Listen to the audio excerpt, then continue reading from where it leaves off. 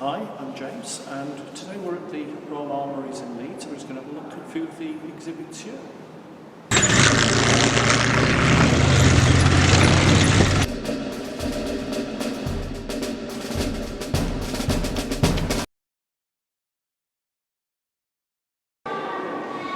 It's not often that a piece of silk could have changed the course of history. This is a good example where it could have done and tragically didn't. Now, in 1897, Zeglin patented silk body armour. You can see there an example of one, that's a modern reproduction. And Franz Ferdinand, the heir to the Austro-Hungarian Empire, had one of these in his possession. Unfortunately, when he visited Sarajevo in 1914, he didn't wear it. And as unfortunately I think the world knows, Gavrilo Princip shot in with a Browning 1910 pistol. It's a .380 caliber, so it's quite a small caliber, but it was enough to fatally wound Franz Ferdinand. Princip himself, actually, ironically, was arrested and survived the war.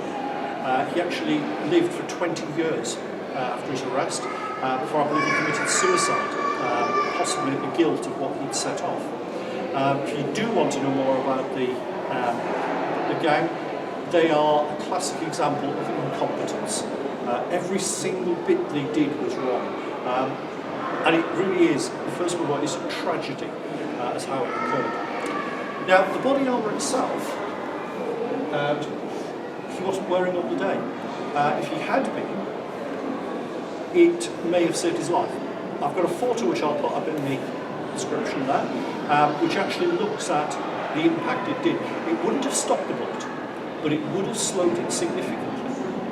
So, if Franz Ferdinand had been wearing this, there's a decent chance he would have survived.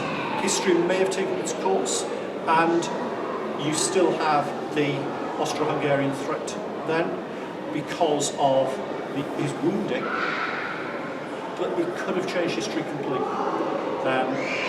One of those fascinating what-ifs of history.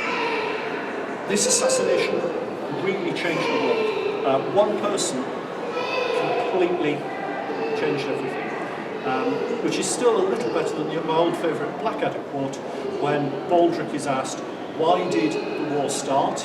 And his explanation was some guy called Archduke shot an ostrich because he was hungry. Hopefully you've enjoyed the video. If you have, please click on the like button below so that I know what people like and I know what to make more of. Alternatively, if you've enjoyed it and think you'd like to see more, please click on the subscribe button. That way you get notified by YouTube whenever I bring out a new video. And you never know, there might be something in there that you hadn't considered, because I do cover a variety of things on the channel. And finally, if you have a little bit of cash going, I now have a Patreon account. I'm always looking for patrons because at the end of the day, let's be perfectly honest, it's a good way for me to get a little bit of money that I'll use to buy review items or to travel to museums and so on. I don't put a huge amount on that. At the minute, all we've got is one tier charging £1 a month, which just, as I said, helps cover my costs. See you soon.